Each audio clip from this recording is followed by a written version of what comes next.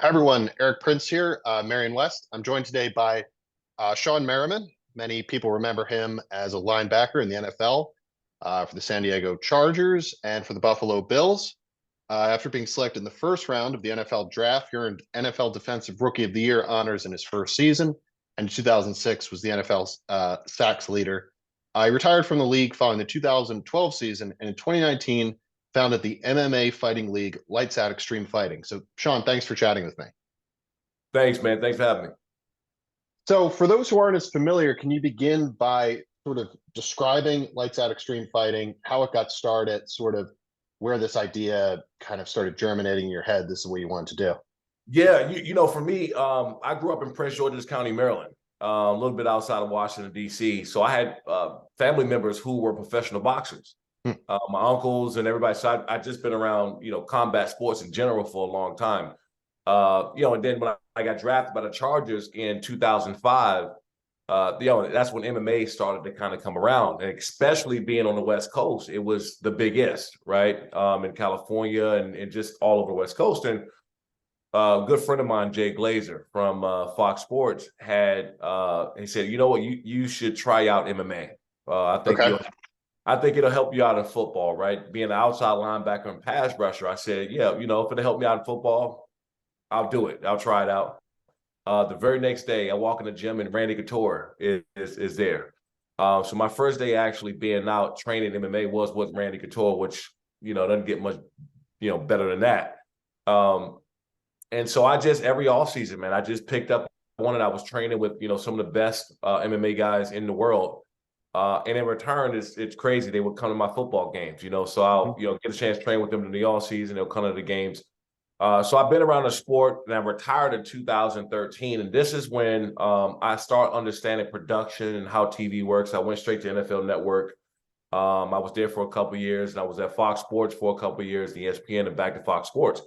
So I understood how TV works, production, building shows, building content, everything from lighting to rigging, everything, about it. So I knew I could do it. So that's why I ended up launching Lights Out Extreme Fighting. It's initially me getting into MMA was more of a passion, right? I just like to be around the guys. You ask any former NFL player, they'll tell you that they missed the locker room the most, Hmm. competing and being around the guys. For sure. That's guy's biggest struggle when they get done is trying to get that camaraderie again, be around guys. And so I kind of get my I call it my fix, man, because I still train with a lot of these guys. I'm in the gym, the trash talking, just their competitive spirit in general. It keeps me motivated and disciplined. I still train myself. So Lights Out Extreme Fighting, we launched. We're now on Fubo TV, Fubo Sports. We just had a big fight last month, broken the top 5 most watched on Fubo Sports ever. The highest rated shows we've had. So it's just been cool. It's been a fun ride, and I wouldn't want to be doing anything else. Because it's interesting when you think of NFL players, we obviously kind of know them in their 20s and early 30s, and then we forget they sort of have a whole life ahead. And I'm wondering, as you left what your playing days, was this something you kind of vaguely planned you wanted to do, somehow get in the business of sports? I know you kind of jumped right to television, but could you kind of then in 2013 foresee that you were going to kind of get into this sort of entrepreneurship in fighting? Yeah, it was a live sport for me. Coming out, I'll tell you, there's nothing like coming out to a Sunday night football game or Monday night football game. You see the smoke and the lights and the Hmm. cameras, and that part always intrigued me. And I'll come out, 3 hours before the game, and I'm jogging around the field, and I'll talk to the camera guys and ask them, hey, what are you guys doing over here? Like, how does this work? And so I just always had an interest for that in general. So now, with us, everything is done in-house. We have in-house production, in-house operations, and a full team matchmakers, and just a full staff of people. And I've brought in some of the most brilliant minds in the sport to help us grow. Right now we are one of the fastest growing in the country. And having a partner like football, we can be seen everywhere. And that's what I think the biggest and best thing for the fighters, because all these guys want to be seen, right? I mean, they're fighting obviously the money and take care of their family and have a career, but they want to be seen. That's why these guys train. So I think some of us who aren't as knowledgeable about the fighting sort of that part of the sports world. Can you sort of just put it into context? Obviously, in terms of viewership, in terms of revenue, we have the NFL, the NBA, the NHL, kind of the big, off the tip of your tongue when you're talking about sports. Kind of how does fighting fit into that market? Well, obviously MMA is the fastest growing sport, probably, and not even in the country, in the world. It's just UFC's done a great job at just breaking down those barriers for a very long time, and they're kind of the kings of this sport. For us, we're a pathway for guys to get there. That's how we are, a feeder, or however you want to look at us. We have the best up and coming talent ever, but for us, honestly, it's more about the verticals that we have around the fights. We have fan engagement tech that's coming, a lot of innovation. We have some AI that's going to be tried out. Really? Oh yeah, Can you yeah, describe kind of how that fits in? yeah. So the fan engagement for us and the tech will allow the fans at home that's watching us on Fubo to be more involved in the fight. Be able to Sort of chime possibly in, chime in kind of like and on Twitter, maybe. yeah, Twitter. Interesting. We have some stuff going on Twitch. We have some very, very cool technology where fans are going to be able to kind of predict the strategy of the fighter. So to me, it's always, even back when I was a player, the fan engagement was always my number one thing. Even when we went to go play in other stadiums, I would talk back to the fans. I loved the boos when I got sacks, and love coming out there and them hollering and saying all these obscene things. The fans drive what we do. And Right. so for me, it's how can I get them more involved? So they feel like they're a part of what we're doing. So for us, yeah, we are a feeder. We're smaller, up and coming. We got great viewership, on football and things like that. But when you look at the hindsight, these bigger organizations, we're able to pivot and do some things and be more innovative that they can't do. They're too big. So I don't know sort of how far along some of these tools are in rolling them out, but was there a lot of ability for fans to engage in sort of this May 6th fight that I think was a very big milestone for your organization? Yeah, I partnered with this company called Fan Power. And so what Fan Power did, we had several different links and banners that pop up on the screen for fans to text while they're watching and get information, get free T-shirts, get discounts. I mean, we had, so if you were watching, fans got a bunch of free stuff, including free tickets to the next fight that we have July 22nd in San Diego. It's a Quan Casino. And so that was the initial thing with us with Fan Power that I wanted to implement early on. But now we're about to get very creative. When we want fans to be able to pick the strategy of the fighter between rounds, and if they win prizes and things like that. So I guess obviously we've had some press releases. We've seen kind of the milestones that you met in the May 6th fight. So it seems like kind of things are hitting their groove. Can you talk a little bit about how you got from sort of 2019 when you're first getting started to now things kind of running like a fine-tuned machine more? I think for us, we got more consistent with the fights. We had too long of a breaks in between, and we had a lot of momentum going. But there's a lot of fighters that need an opportunity to come and fight for organization. And like I said, being seen, being on football was a game changer for us because people get a chance to watch us not only in the States but Canada, Spain, and in France. We're showing in all those places. Yeah, I wanted to ask you about that in terms of the international audience. And I think you recently partnered with 76 Capital, and there's this idea of maybe trying to reach more of an international audience. But I saw in another interview you were talking about kind of fighting and football being sort of distinctly American type gladiator sports. How is it sort of resonating in other countries like France and other places? It's funny. So when I used to go on vacations during the off season, people would see me and out the country, and everybody used to think that I was Alistair Overeem. I would Okay. always get that. So, because they don't watch a lot of American football when you go into some of these countries, and so fighting is an international sport. It's probably one of the only international sports where it's big everywhere, right? You got some places in country that soccer is huge. But you got some places they're not really that big in soccer. And one thing I've learned about being in combat sports is that it's internationally watched everywhere in every country. MMA specifically, or boxing, or just combat sports in general? Yeah, I would say combat sports, but now MMA because so many different types of disciplines, right? I mean, you got jiu-jitsu, which is really Brazil, that Brazilian jiu-jitsu. So now they're watching it everywhere in Brazil. You got different types of karate and different, disciplines over there. So they're watching, in a lot of parts of Asia, right? And it's getting really big now in Africa, in Europe. And so all these places, it's the perfect time to be in a sport. And I'll say this too. Right now, in my opinion, the hottest commodity to be in a business in general is live sports. You see a lot of these tech companies and things because there's so much data and information you gather in a 4-hour live broadcast and so many different things you can do. Live sports is where it's at right now. And I think we see some of these kind of just head spinning sale prices of some of these sports teams, which I think goes to kind of what you're saying about how big of a thing that this is. Yeah, and think about that to your point. We have obviously ticket revenue, you have TV contracts and streaming partners revenue, you have these different verticals you're bringing with sponsors. Our next fight is at Saquon Casino, so now we're partnered with casinos. There's data there and how many people go, how long they stay, the people who leave our fights and go and gamble on the tables. And so there's a constant flow of different verticals of rev streams in this sport. And I'm in the process of exploring all of them.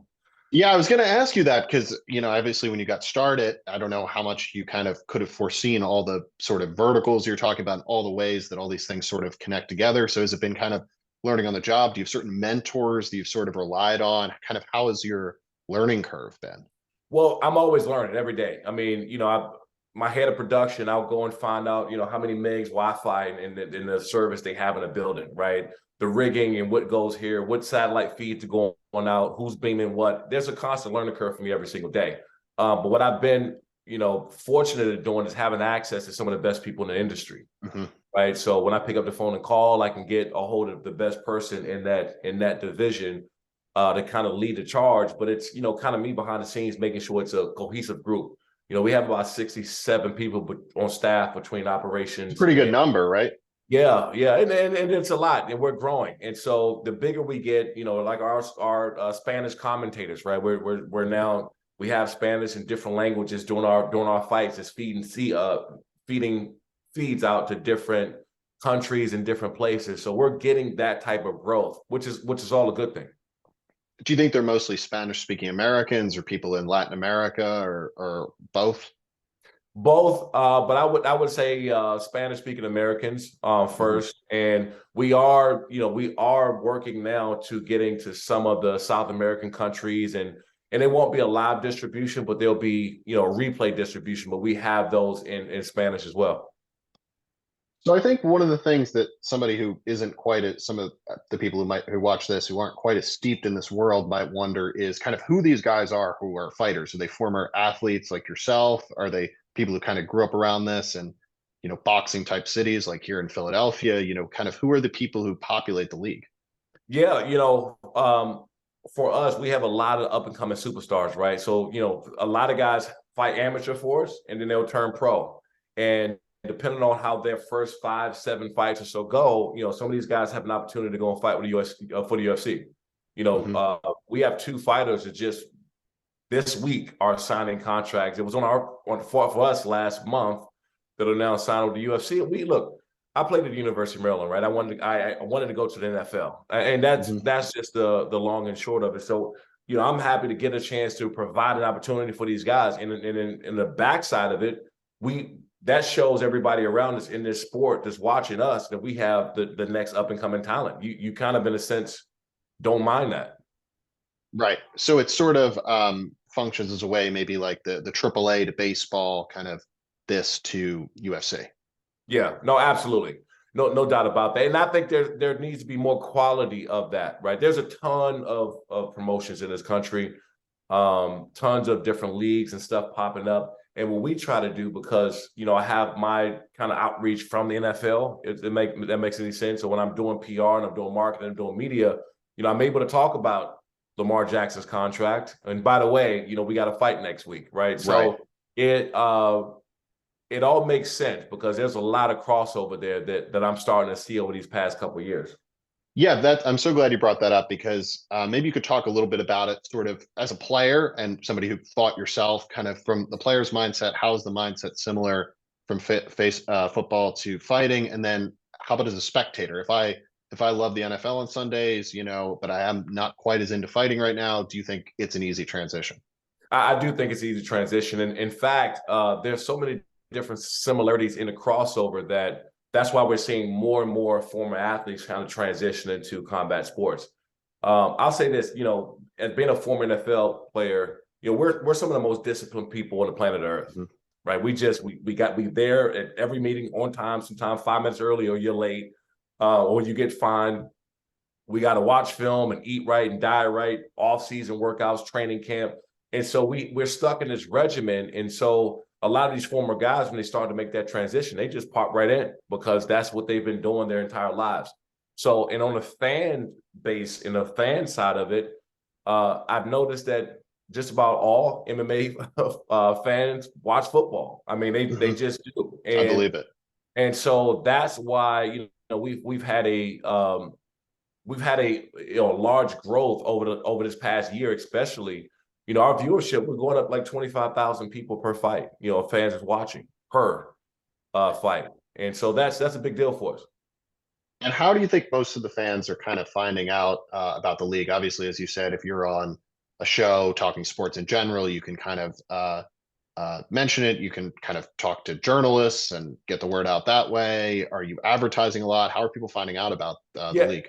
I believe in just the organic approach, man. Right. We're not trying to spend our way to the top. A lot of these, people out there with other promotions, other leagues, they're spending a ton of money in marketing. They're spending a ton of money in having a big fighter to come fight 1 or 2 times for their organization. So a big Hmm. splash, and then it goes away.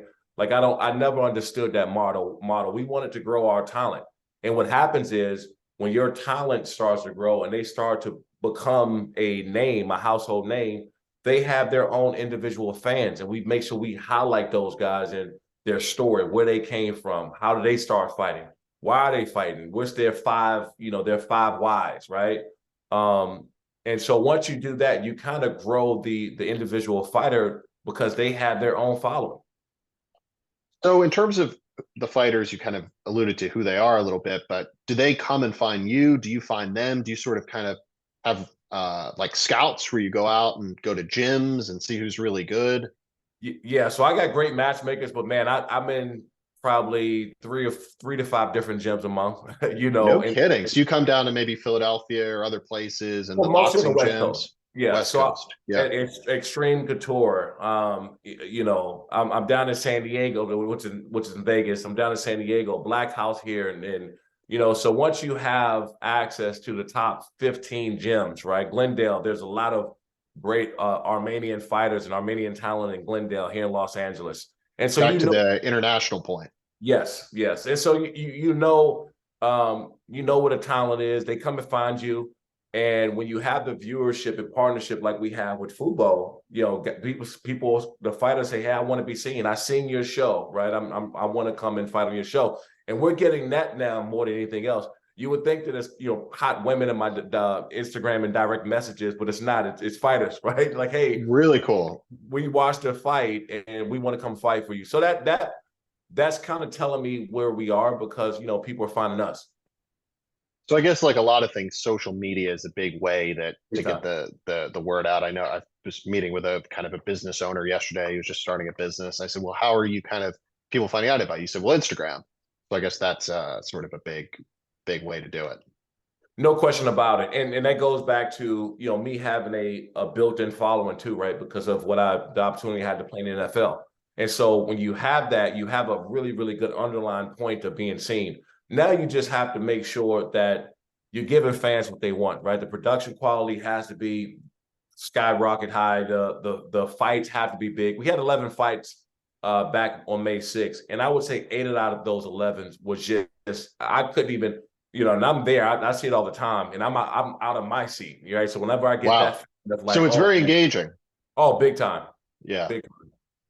I know in certain things, whether it's music, chess, certain sports, somebody you can kind of tell right away if somebody is really has talent for it. Is it the same with fighting when you're out scouting? Can you just look at a guy like maybe they would say about Mike Tyson when he was young, you just say this guy is going to be a champion, or do people sometimes surprise you where they have a slow start and then kind of come alive?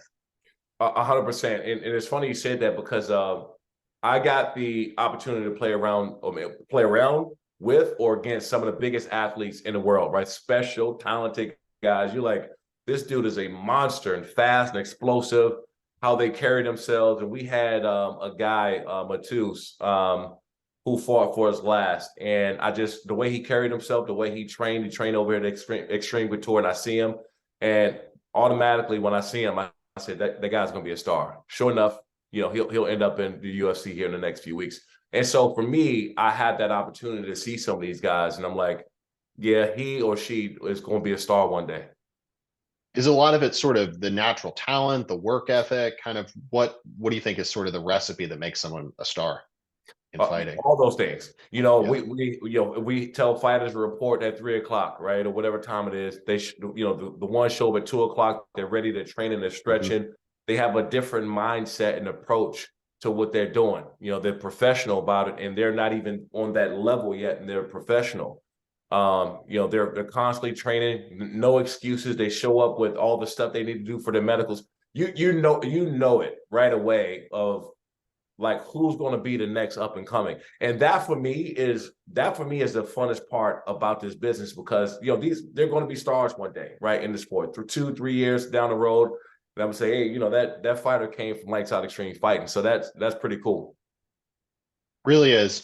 So just kind of wrapping up, Shawne, what's sort of you mentioned you have another fight coming up in San Diego. What's kind of your vision for the future? What's sort of your 5 to 10 year plan? And how does kind of you see your league fitting into sort of the whole infrastructure of the fighting sports world?